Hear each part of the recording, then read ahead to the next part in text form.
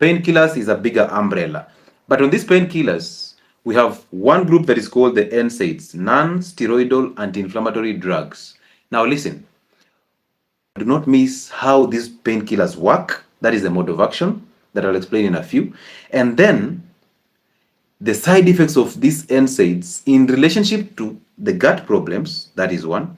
Number two, in relationship to menses in women and how they affect menstrual cycle. And number three, how they can actually cause a stillbirth. They can actually cause death to your baby in the stomach. So why are they not supposed to be used in asthma, in pregnant women, in people who have gastritis and ulcerations, in people who have kidney problem and heart problems? So do not miss out on that. NSAIDs, non-steroidal anti-inflammatory drugs. Now, these drugs, they actually block an enzyme that is called cyclooxygenase. In medical terms, we limit it, we just call it COX.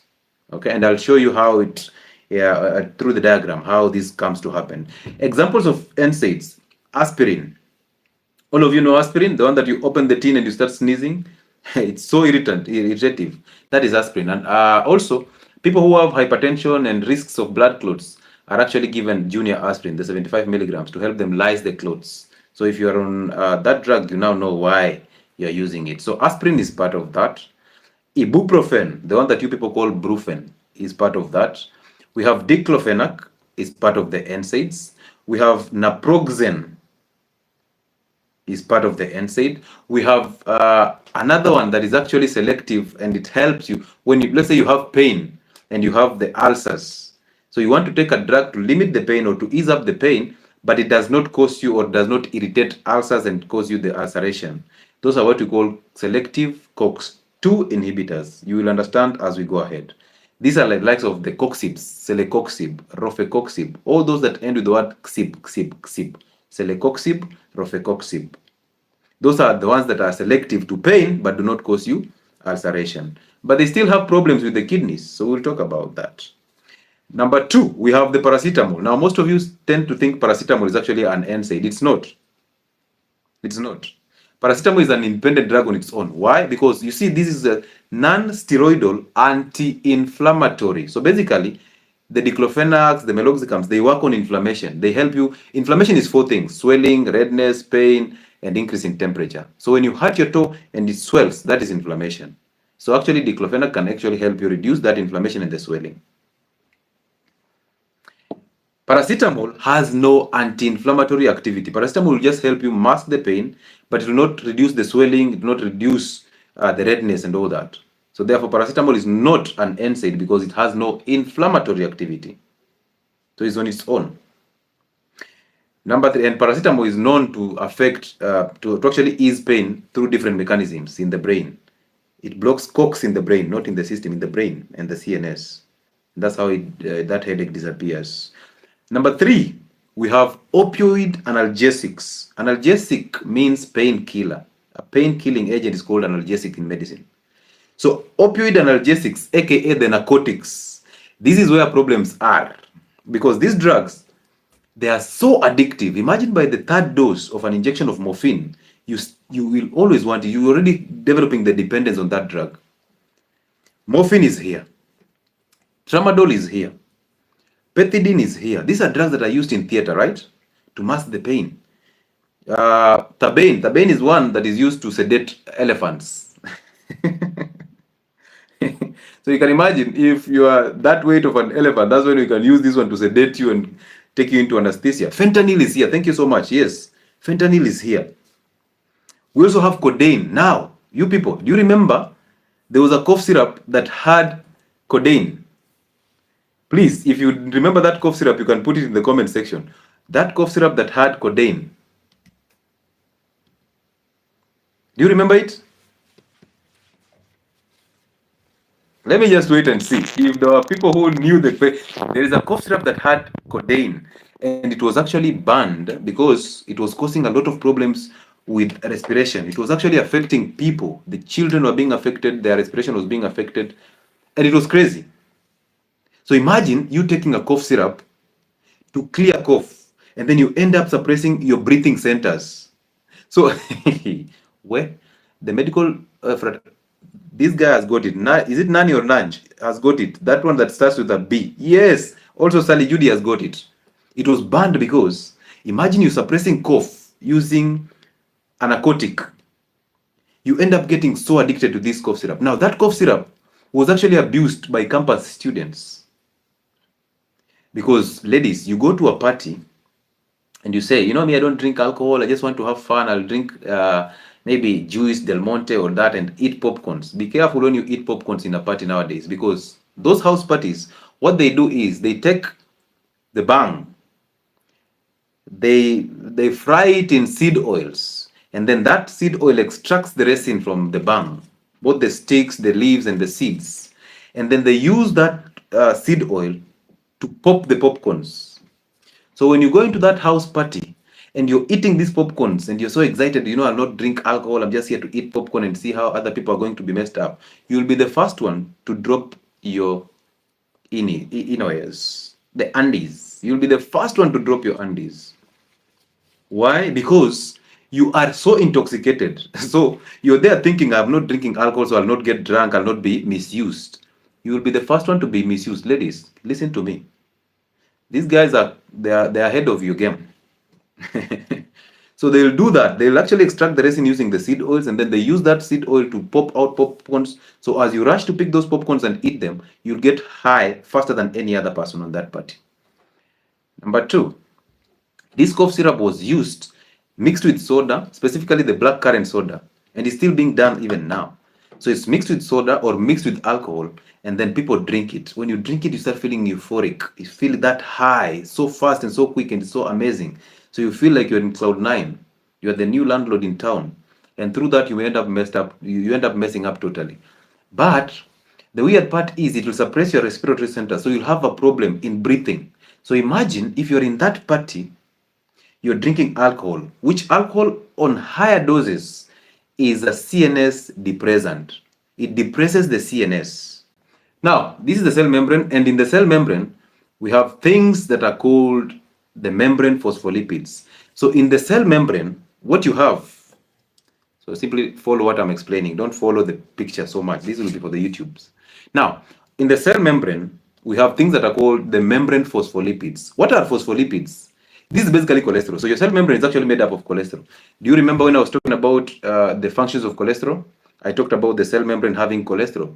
So the cholesterol makes up the cell membrane. So the cell membrane has cholesterol. That cholesterol is actually very responsible in you getting pain. And remember, pain is very necessary in therapy. Hello? Pain is not the problem. Pain is actually an indicator of a problem. So if you don't have pain, imagine if you keep on hurting yourself, you get burnt, but you don't feel the pain. How will you know you need therapy? You won't. So pain is very important in therapy. So if pain is very important in therapy, just understand that cholesterol is the one that actually brings about pain and inflammation. But cholesterol is actually going to also come in handy in fixing pain and inflammation. We talked about this when we were talking about the inflammation that happens in the blood vessels when we were talking about stroke. For you who have not watched the stroke live, simply go and watch that stroke live. It's very informative. So the larger picture here, we have the cell membrane that has the cholesterol. Now that cholesterol is acted upon by an enzyme. That enzyme is called phospholipase A2. Do not even cram the enzymes. You simply understand we have a cell membrane that has cholesterol, and that cholesterol has to be broken down or has to be acted upon by an enzyme, and that enzyme is called phospholipase. This enzyme breaks down cholesterol or the membrane phospholipids to give you an acid. So we break down cholesterol to get an acid that is called arachidonic acid. Just the same way I'm saying it, arachidonic. There are people who will say arachidonic. No problem. Depends on who taught you English. It is arachidonic acid for me. At least I come from the villages. So that arachidonic acid is the mother to all the problems and also is the mother to all the solutions. So why are we having this arachidonic acid? So we have membrane phospholipids, which is cholesterol. We end up having arachidonic acid.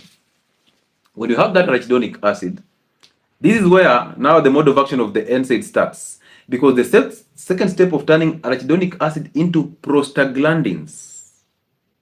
I'll be very slow on this one. So you convert cell membrane cholesterol to arachidonic acid. Then arachidonic acid is converted to prostaglandins. Now, prostaglandins are the compounds that actually regulate inflammation and pain, which means if you break down cholesterol to get the prostaglandins, you will have pain, you will have inflammation, you will have the swelling and all that. Hello? Understand that? We are breaking down the cell membrane, getting the arachidonic acid. The arachidonic acid is acted upon by one enzyme that is called COX cyclooxygenase.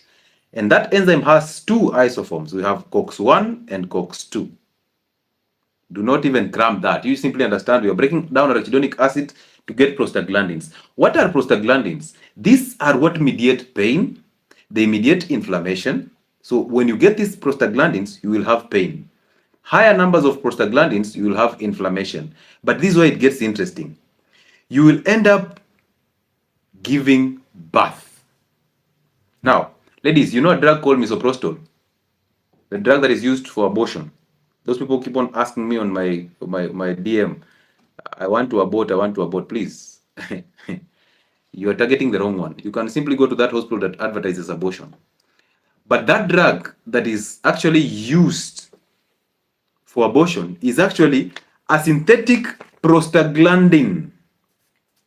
So it actually comes in and pushes out the baby. So it causes uterine contraction. That tells you, for you to get the contraction of the uterus, you need prostaglandins.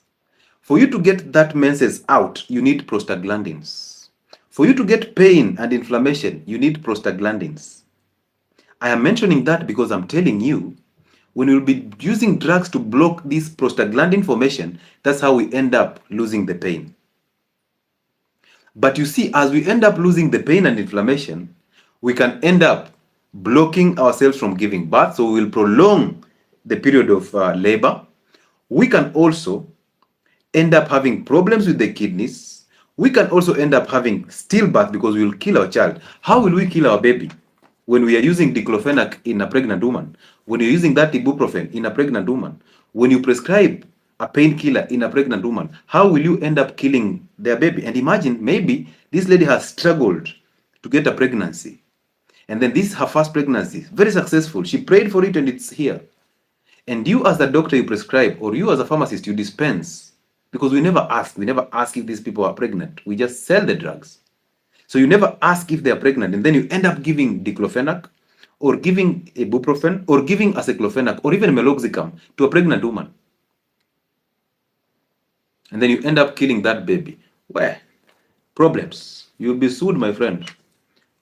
So, this process of forming prostaglandins will give you inflammation, they will give you pain, they will help you in giving birth because they help in contraction of the uterus.